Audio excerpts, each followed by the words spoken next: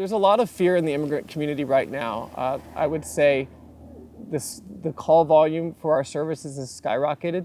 People don't know what to believe. They don't know what laws are changing. And frankly, no one knows for sure yet. There's been a lot of rhetoric out there.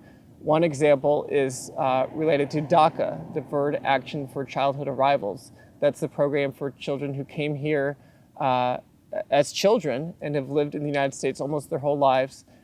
And under the Obama administration, were allowed to apply for work authorization. And there was talk during the campaign of now President Trump that program would end.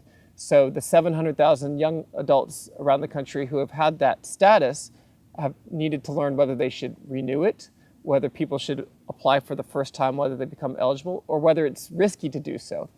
And that's an ongoing good question, and it's the kind of thing that's stoked a lot of fear in the immigrant community because people don't want to do anything to jeopardize their situation or to risk being torn apart from their families. And so we're able to provide advice based on our best knowledge of where the laws are now and where we think they're headed.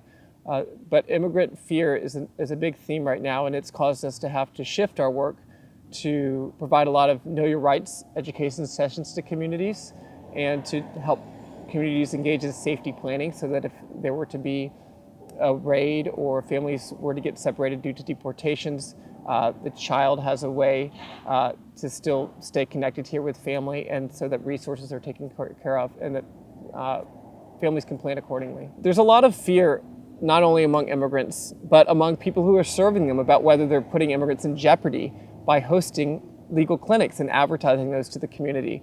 So our attorneys and volunteers are engaging in deep discussions about how to best promote our work. Is it dangerous to publicize that United Methodist Churches are hosting immigration clinics? Because the last thing we want to do is to put anyone in jeopardy of being deported. It's a decision that sites make on a case-by-case basis. In general, we have not turned away from reducing our publicity for our clinics. Most of the clients we see, most of the clients we take on are eligible for immigration benefits, and that's the whole reason they need an attorney. So many of them are not eligible for deportation. There was a recent example in Northern Virginia, in Alexandria, Virginia, where some immigrants were picked up across the street from the United Methodist Church at a hypothermia shelter. This made big news because supposedly immigration had been working along a memo that said that churches are secure locations and that immigrants will not be deported from churches. And this was the first recent example where ICE had departed from this. And so there's been a lot of pushback against ICE, against immigration, to make sure that churches do remain a safe place for immigrants.